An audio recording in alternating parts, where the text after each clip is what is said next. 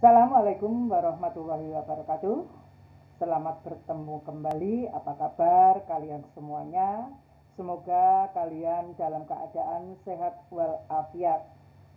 Ibu ucapkan selamat tahun baru 2021. Semoga di tahun baru ini kalian tambah lebih giat lagi untuk mengikuti pembelajaran walaupun jarak jauh. Anak-anakku semuanya, sebelum materi pelajaran hari ini kita mulai, terlebih dahulu marilah kita berdoa menurut agama dan kepercayaan kita masing-masing. Berdoa mulai. Berdoa selesai. Baiklah anak-anakku semuanya, sekarang ini kalian telah memasuki semester ke-6. Adapun materi PPKN di semester 6 ini masih ada 3 bab lagi, yaitu bab 4, bab 5, bab 6. Untuk pagi hari ini, Ibu akan membahas bab 4 yang berjudul Keberagaman Masyarakat Indonesia dalam Bingkai Bhinneka Tunggal Ika. Tentunya kalian harus memahami apa itu keberagaman. Keberagaman itu kata lainnya adalah kebermacam-macaman. Artinya apa? Bahwa di masyarakat Indonesia, di dalam negara Indonesia ini terdapat bermacam-macam. Bermacam-macam apanya? Di antaranya adalah bermacam suku, bahasa, agama, dan lain sebagainya. Untuk lebih lanjutnya, mari kita ikuti penjelasan dari Ibu. Bagian pertama, kita akan memahami tentang makna persatuan dalam kebangsaan. Jadi kalian harus mengetahui apa itu makna persatuan dalam kebangsaan. Persatuan berarti kumpulan dari berbagai komponen yang membentuk menjadi satu. Sedangkan kesatuan merupakan hasil perkumpulan tersebut yang telah menjadi satu dan utuh. Maka kesatuan erat hubungannya dengan keutuhan. Kesatuan berbangsa Indonesia berarti keadaan yang merupakan satu kebutuhan sebagai bangsa Indonesia. Persatuan dalam kesatuan bangsa Indonesia telah ada dan tumbuh dalam nilai-nilai budaya masyarakat Indonesia. Nah, persatuan dan kesatuan memiliki makna yang sangat besar dalam sejarah perjuangan bangsa kita. Karena apa? Karena dengan persatuan dan kesatuan, bangsa kita bisa mengusir penjajah, bisa mendirikan negara, bisa berjuang mempertahankan kemerdekaan, dan dengan persatuan dan kesatuan kita bisa mengisi kemerdekaan. Inilah pentingnya persatuan dan kesatuan. Walaupun keadaan masyarakat Indonesia beragam, seperti yang Ibu katakan di awal, beragam apanya? Beragam sukunya, agama, beragam rasnya, beragam budayanya, beragam adat istiadatnya, namun tetap merupakan keluarga besar bangsa Indonesia di bawah naungan semboyan Bhinneka Tunggal Ika. Maksudnya apa penjelasan tadi? Maksudnya, walaupun kita itu beda suku, beda agama, beda ras, punya budaya yang beda, punya adat istiadat yang beda, tapi kita tetap merupakan keluarga besar, yaitu bangsa Indonesia. Ingat di dalam semboyan Bhinneka Tunggal Ika, walaupun kita berbeda-beda, tetapi tetap satu jua. Masyarakat harus memahami arti pentingnya persatuan dalam beragam masyarakat Indonesia untuk mewujudkan kehidupan yang serasi, selaras, seimbang, serta dapat mempererat hubungan kekeluargaan antar warga masyarakat. Perbedaan yang ada tidak menjadi sumber masalah. Maksudnya apa? Kita sebagai anggota masyarakat harus memahami pentingnya persatuan dalam keberagaman masyarakat di Indonesia. Karena apa? Dengan memahami itu kita dapat mewujudkan kehidupan yang serasi seimbang, dapat mempererat hubungan kekeluargaan, dapat mempererat hubungan antara warga satu dengan yang lainnya. Nah, dalam mempererat rasa persatuan diperlukan alat yang dapat mempersatukan bangsa Indonesia. Apa alat-alat yang dapat mempersatukan bangsa Indonesia? Contohnya Pancasila. Dimanapun suku di Indonesia, apapun ras yang ada di Indonesia, Pancasila merupakan dasar negara kita. Kemudian alat pemersatu bangsa kita adalah Undang-Undang Dasar Negara Republik Indonesia tahun 1945. Artinya apa?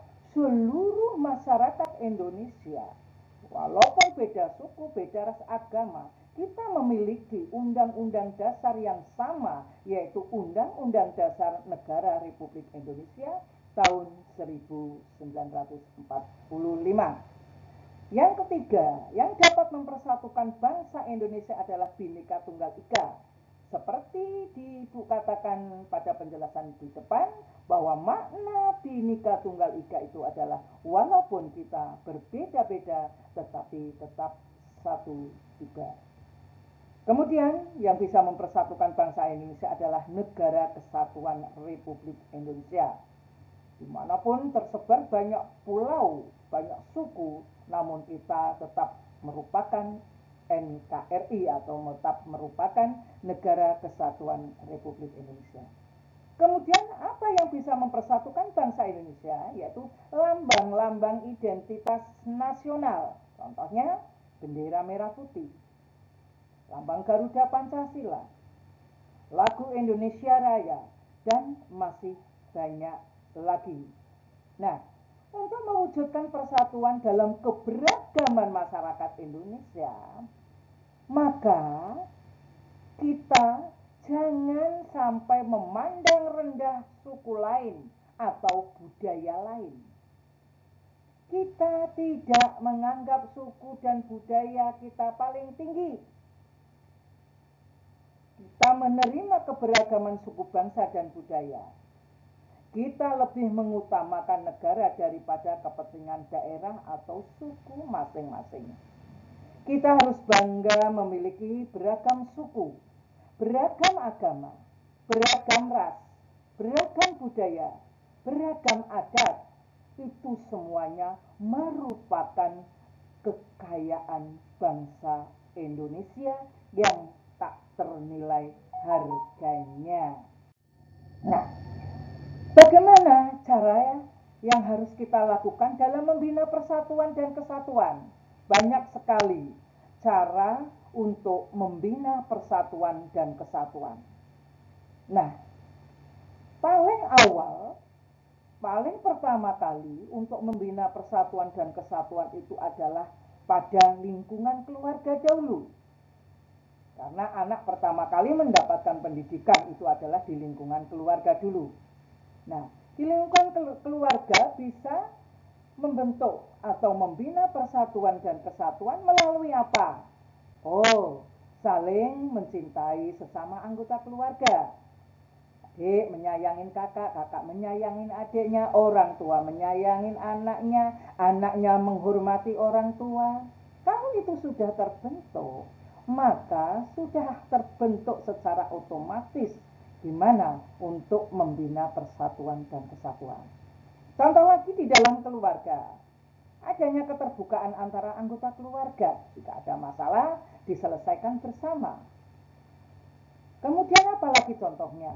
Mengembangkan sikap tenggang rasa.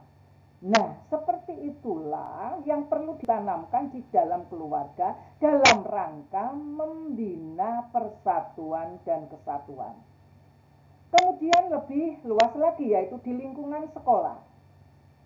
Gimana cara membina persatuan dan kesatuan di lingkungan sekolah, terutama siswa? Contohnya, jika ada teman yang sakit, kita jenguk.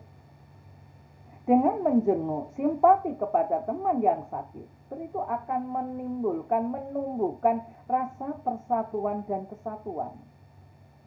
Contoh lagi adalah membersihkan lingkungan sekolah bersama-sama atau piket.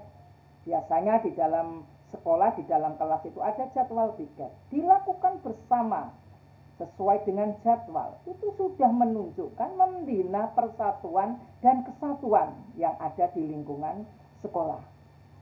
Apalagi di lingkungan sekolah, contoh lagi adalah saling menghormati teman yang beda agama, beda suku, mungkin beda ras.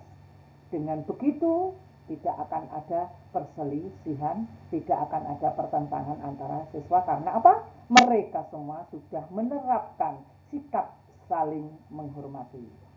Contoh lagi di lingkungan sekolah, bersikap saling menghormati, menghargai antar teman, seperti yang Ibu jelaskan tadi. Lebih luas lagi yaitu di lingkungan masyarakat. Di lingkungan masyarakat, bagaimana cara membina persatuan dan kesatuan? Di antaranya, satu, ikut kerja bakti atau gotong royong. Biasa di dalam masyarakat kita, kalian perhatikan, mungkin seminggu sekali, mungkin sebulan sekali. Di dalam RT kita, RW kita mungkin mengadakan kerja bakti dan gotong royong. Ikuti, karena apa? Dengan mengikuti kegiatan tersebut menunjukkan rasa persatuan dan kesatuan warga yang ada di dalam masyarakat tersebut. Kemudian apalagi yang bisa dilakukan di lingkungan masyarakat, yaitu hidup rukun dengan semangat kekeluargaan antar sesama tetangga, bergaul dengan semua warga dengan tidak membedakan agama, suku, atau ras. Jika ada masalah, diselesaikan bersama-sama. Itulah cara membina persatuan dan kesatuan baik di lingkungan keluarga, di sekolah maupun di masyarakat. Contoh yang lain masih banyak sekali. Nanti kalian bisa membaca buku paket lebih detail kembali.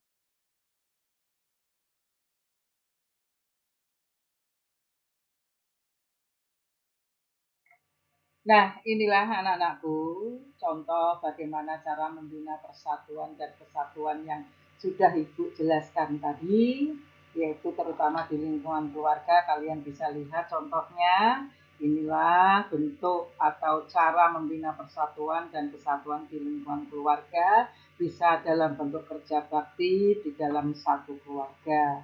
Kemudian kalian bisa juga melihat contoh membina persatuan dan kesatuan di lingkungan sekolah. Tentunya kalian ini sering mengalami di lingkungan sekolah. Dengan cara inilah salah satunya bisa untuk membina persatuan dan kesatuan.